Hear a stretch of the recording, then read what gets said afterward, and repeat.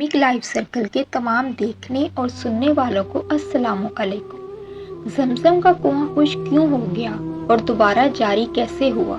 حضرت عبداللہ کے چہرے پر خراشیں کیوں آئیں جو مرتے دم تک ان کے چہرے سے نہ گئیں؟ حضرت عبد المطلب نے منت کیوں مانگی اور کیا منت مانگی اور اسے کیسے پورا کیا؟ ہمارے نبی صلی اللہ علیہ وسلم دو ذبیحوں کی اولاد کیسے؟ یہ سب باتیں ہی آج کی اس ویڈیو کا موضوع ہیں۔ یہ تمام حقائق جاننے کے لیے ویڈیو مکمل دیکھیے گا۔ آب زمزم ایک نومولود بچے کی پیاس کی شدت کی وجہ سے ایڑیاں رگڑنے کی بدولت جاری ہوا۔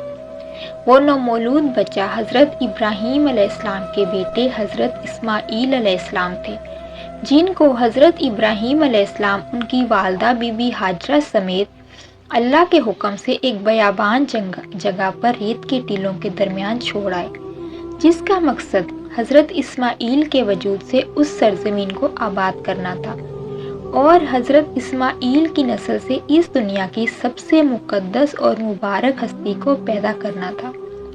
وہ مقدس اور مبارک ہستی آقائے دو جہاں سرور کون و مکان ہمارے پیارے نبی حضرت محمد صلی اللہ علیہ وآلہ وسلم ہے، جن کے واسطے یہ کائنات بنائی گئی۔ وہ بیابان جگہ مکہ کی سرزمین ہے جو دنیا کی سب سے مقدس سرزمین ہے۔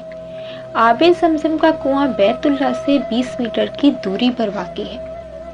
قبیلہ جرہم میں حضرت اسماعیل علیہ السلام کی شادی ہوئی تو اس بات سے وہ بہت مغرور ہو گئے۔ وقت گزرنے کے ساتھ ساتھ قبیلہ جرہم کے لوگ مکہ کے سردار بن گئے اور بیت اللہ کی نگران بھی، تو انہوں نے بیت اللہ کی بے حرمتی کرنی شروع کر دی اور آب زمزم پر بھی قبضہ کر لیا۔ وہ اور جگہوں سے بیت اللہ آنے والے لوگوں کے ساتھ برا سلوک کرتے اور آب زمزم پینے پر بھی پابندی لگاتے۔ ان کی بدعمالیوں اور بدتمیزیوں کا یہ نتیجہ نکلا کہ آب زمزم کا کنواں خشک ہو گیا۔ ان کا سردار مزاز بن عمرو اچھا آدمی تھا۔ اس نے اپنے قبیلے کو سمجھایا کہ بیت اللہ کی بے حرمتی نہ کرو، مگر ان پر اثر نہ ہوا۔ جب مزاز نے دیکھا کہ ان پر کوئی اثر نہیں ہوتا تو قوم کو اس کے حال پر چھوڑ کر وہاں سے جانے کا فیصلہ کیا۔ اس نے تمام مال و دولت، تلواریں اور زرہیں وغیرہ خانہ کعبہ سے نکال کر زمزم کے کنویں میں ڈال دی اور مٹی سے اس کو بند کر دیا۔ کنواں اس سے پہلے ہی خشک ہو چکا تھا، اب اس کا نام و نشان مٹ گیا۔ مدتوں یہ کنواں بند پڑا رہا۔ اس کے بعد بنو خزاعہ نے بنو جرہم کو وہاں سے مار بھگایا۔ بنو خزاعہ قصی کی سرداری کا زمانہ اسی حالت میں گزرا۔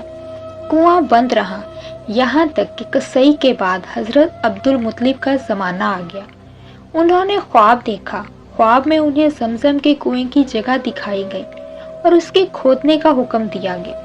حضرت علی کرم اللہ وجہ سے روایت ہے کہ حضرت عبد المطلب نے بتایا، میں رات بستر پر سو رہا تھا کہ ایک شخص آیا اور بولا، زمزم کھودو۔ میں نے اس سے پوچھا، زمزم کیا ہے؟ اس نے کہا، زمزم وہ ہے جس کا پانی کبھی ختم نہیں ہوتا، جو حاجیوں کے بڑے بڑے مجموعوں کو سیراب کرتا ہے۔ حضرت عبد المطلب کہتے ہیں، میں نے اس سے پوچھا، یہ کنواں کس جگہ ہے؟ اس نے بتایا، جہاں گندگی اور خون پڑا ہے اور کوا ٹھونگے مار رہا ہے۔ دوسرے دن حضرت عبد المطلب اپنے بیٹے حارث کے ساتھ وہاں گئے۔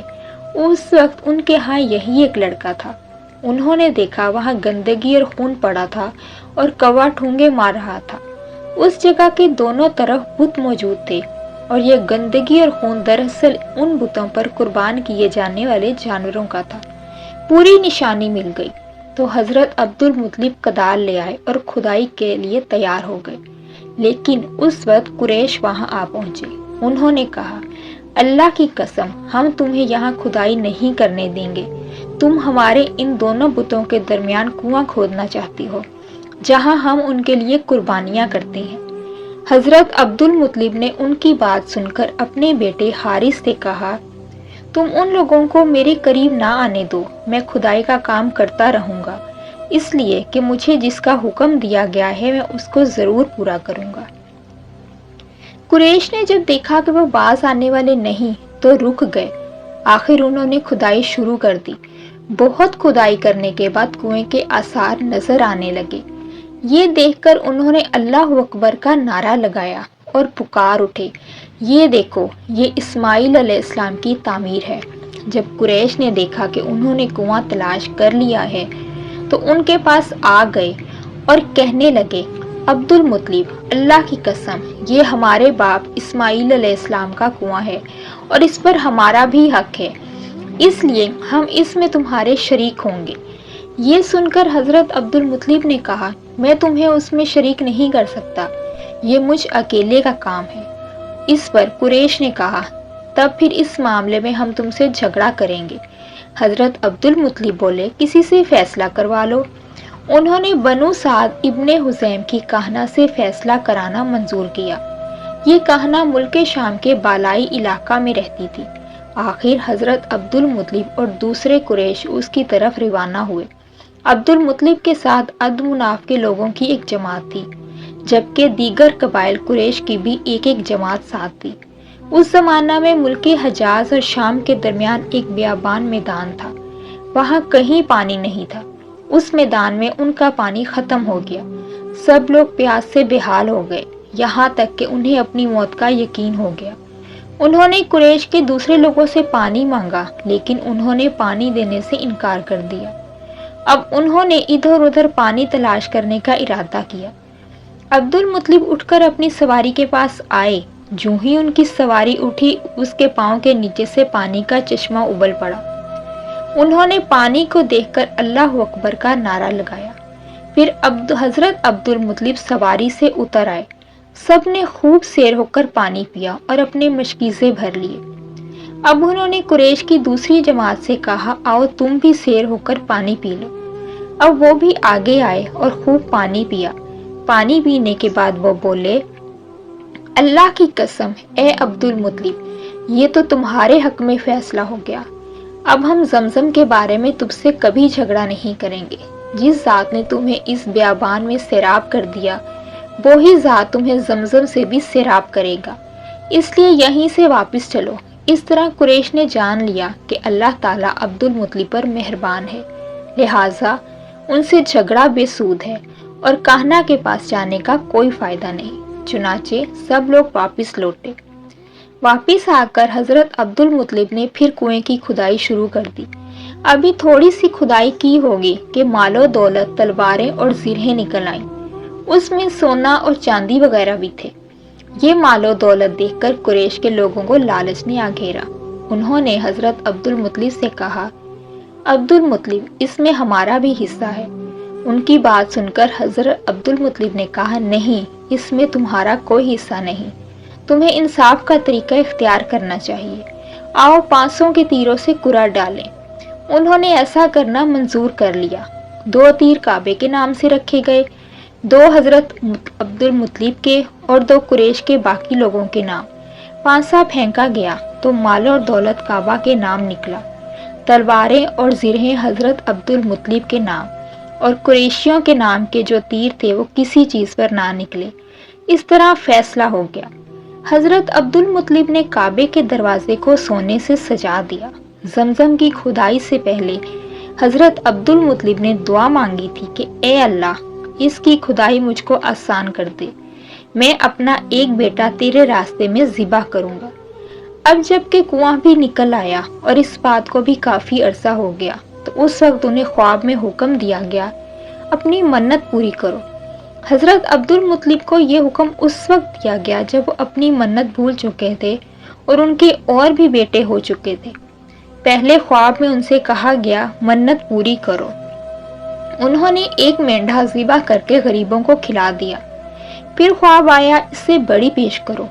اس مرتبہ انہوں نے ایک بیل ذبح کر دیا۔ خواب میں پھر یہی کہا گیا، اس سے بھی بڑی پیش کرو۔ اب انہوں نے اونٹ ذبح کیا۔ پھر خواب آیا، اس سے بھی بڑی پیش کرو۔ انہوں نے پوچھا، اس سے بھی بڑی چیز کیا ہے؟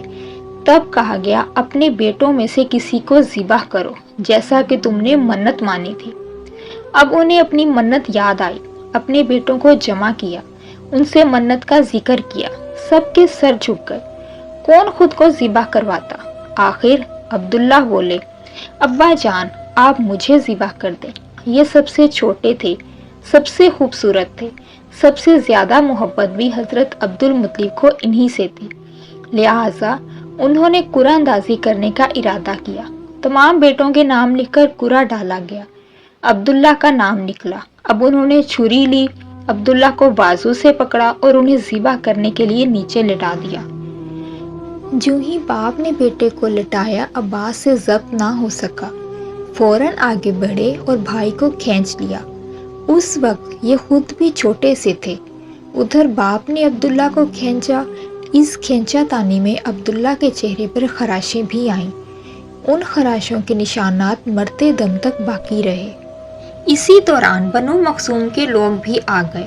انہوں نے کہا، آپ اس طرح بیٹے کو ذبح نہ کریں، اس کی ماں کی زندگی خراب ہو جائے گی۔ اپنے رب کو راضی کرنے کے لیے بیٹے کا فدیہ دے دیں۔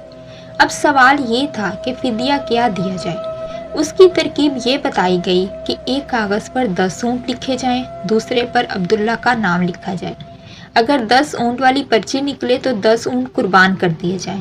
اگر عبداللہ والی پرچی نکلے تو 10 اونٹ کا اضافہ کر دیا جائے۔ پھر 20 اونٹ والی پرچی اور عبداللہ والی پرچی ڈالی جائے۔ اب اگر 20 اونٹ والی پرچی نکلے تو 20 اونٹ قربان کر دیے جائیں، ورنہ 10 اونٹ اور بڑھا دیے جائیں۔ اس طرح 10 کر کے اونٹ بڑھاتے جائیں۔ حضرت عبد المطلب نے ایسا ہی کیا، 10 اونٹ بڑھاتے چلے گئے۔ ہر بار عبداللہ کا نام نکلتا چلا گیا، یہاں تک کہ اونٹوں کی تعداد 100 تک پہنچ گئی۔ تب کہیں جا کر اونٹوں والی پرچی نکلی۔ اس طرح ان کی جان کے بدلے 100 اونٹ قربان کیے گئے۔ حضرت عبد المطلب کو اب پورا اطمینان ہو گیا کہ اللہ تعالیٰ نے عبداللہ کے بدلے 100 اونٹوں کی قربانی منظور کر لی ہے۔ انہوں نے کعبے کے پاس 100 اونٹ قربان کیے اور کسی کو کھانے سے نہ روکا۔ سب انسانوں، جانوروں اور پرندوں نے ان کو کھایا۔ امام ظاہری کہتے ہیں کہ حضرت عبد المطلب پہلے آدمی تھے جنہوں نے آدمی کی جان کی قیمت 100 اونٹ دینے کا طریقہ شروع کیا۔ اس سے پہلے 10 اونٹ دیے جاتے تھے۔ اس کے بعد یہ طریقہ سارے عرب میں جاری ہو گیا، گویا قانون بن گیا کہ آدمی کا فدیہ 100 اونٹ ہے۔ نبی کریم صلی اللہ علیہ وآلہ وسلم کے سامنے جب یہ ذکر آیا تو آپ نے اس فدیہ کی تصدیق فرمائی، یعنی فرمایا کہ یہ درست ہے، اور اسی بنیاد پر نبی کریم صلی اللہ علیہ وآلہ وسلم فرماتے ہیں، میں 2 ذبیحوں یعنی حضرت اسماعیل علیہ السلام اور حضرت عبداللہ کی اولاد ہوں۔ آب زمزم اس دن سے آج تک جاری ہے اور قیامت تک جاری رہے گا انشاءاللہ، اور کوئی آج تک یہ نہیں جان سکا کہ اس کا پانی آتا کہاں سے ہے۔ آب زمزم اللہ تعالیٰ کی قدرت کی ایک بہت بڑی نشانی ہے، اور اس پانی کی خاصیت یہ ہے کہ یہ پانی غذا بھی ہے اور شفا بھی۔ یہ ہے آب زمزم کی اور 100 اونٹوں کی قربانی کی مختصر اور جامع داستان۔ اگر آپ کو ان واقعات و حقائق پر بنائی گئی یہ ویڈیو پسند آئے تو ویڈیو کو لائک اور شیئر کریں اور چینل کو بھی سبسکرائب کریں۔ اپنا اور اپنے پیاروں کا خیال رکھیں۔ اللہ ہم سب کا حامی و ناصر ہو۔ حاضر ہوں گی ایک اور ویڈیو کے ساتھ، تب تک اللہ حافظ۔